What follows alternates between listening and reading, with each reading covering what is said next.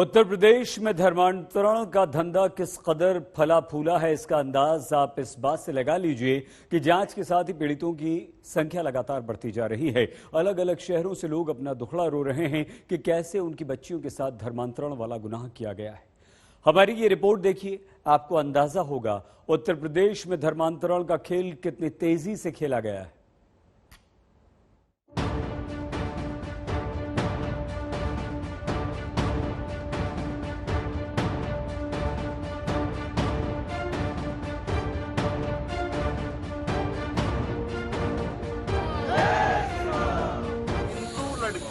निकाहनामा दे रहे, उसमें धर्म परिवर्तन दिखा रहे, करा रहे, किस आधार पर करा रहे। क्या उत्तर प्रदेश में धर्म की आड़ में अधर्म का बड़ा जाल रचा जा रहा है? मुझे कहने लगा कि तुम नहीं शादी करोगी मुझसे तो तुम्हें जान से मार डालूंगा, तुम मेरा धर्म परिवर्तन करो नहीं तो तुम्हें जान से मार डालूंगा। क्या उत्तर प्रदेश में धोखे से धर्मांतरण वाली साजिश का सिंडिकेट चलाया जा रहा है? और उनका मोबाइल भी छीन लिया है और न करने पर ऐसा वो बताते हैं कि जान से मारने की धमकी दिया। क्या उत्तर प्रदेश में कोई ऐसा गिरोह सक्रिय है जिसने धर्म परिवर्तन को अपना धंधा बना लिया है? धर्म परिवर्तन कर रहे हैं, दबाव बना रहे हैं, मोबाइल छीन लिया है, मारता पीटता है, परेशान कर रहा है।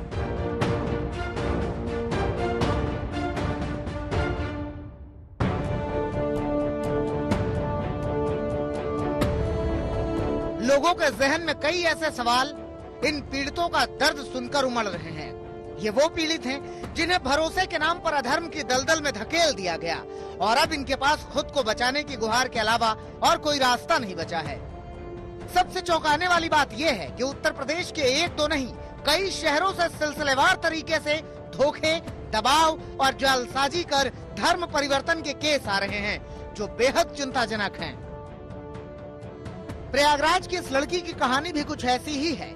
पहले एक मुस्लिम लड़के ने पहचान छिपाकर दोस्ती की, जब सच्चाई सामने आई तो धर्म परिवर्तन का दबाव बनाने लगा और ना मानने पर जान से मारने की धमकी दी। मैं गोलू को दिसंबर से जानती हूँ और गोलू हिंदू बन के आता था मेरे घर तरफ और मेरे पड़ोस के भाई लोग हैं उससे बातचीत करता था। फिर मेरी बातचीत होने लगी उससे और फिर जब उसका एक्सीडेंट हुआ तब मैं उसके घर गई तो पता चला वो मुस्लिम है। मैं उसका पीछा छुड़ाने लगी, तभी मुझे कहने लगा कि तुम नहीं शादी करोगी मुझसे तो तुम्हें जान से मार डालूंगा, तुम मेरा धर्म परिवर्तन करो नहीं तो तुम्हें जान से मार डालूंगा।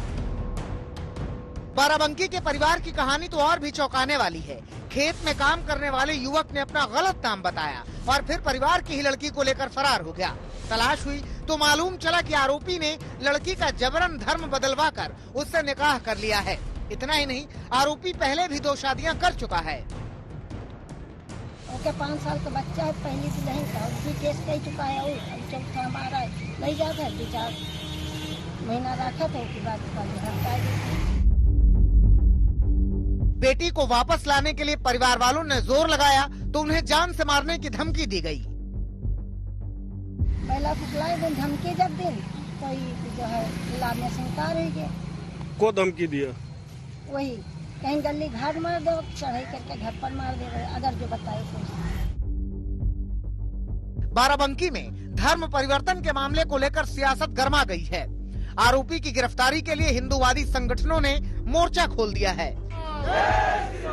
कुछ ऐसा ही तनाव इन दिनों पश्चिमी यूपी के मुजफ्फरनगर में भी है।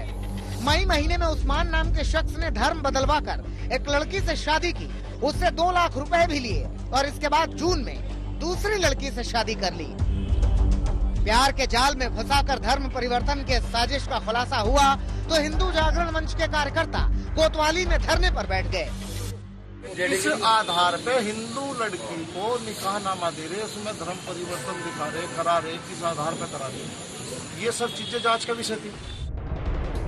फतेहपुर की इस महिला की कहानी तो और भी दर्दनाक है क्योंकि इस पर धर्म परिवर्तन का दबाव बनाने वाला कोई और नहीं बल्कि उसका पति ही है।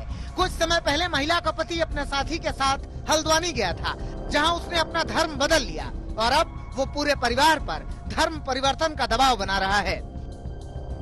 जब आज 6 महीना पहले आते थे, कितनी आगे आए थे, 1 महीना जब आते हो गए 13 दिन मुसलमान में बन गए। शादी कब हुई थी? शादी के 4 साल हो गए।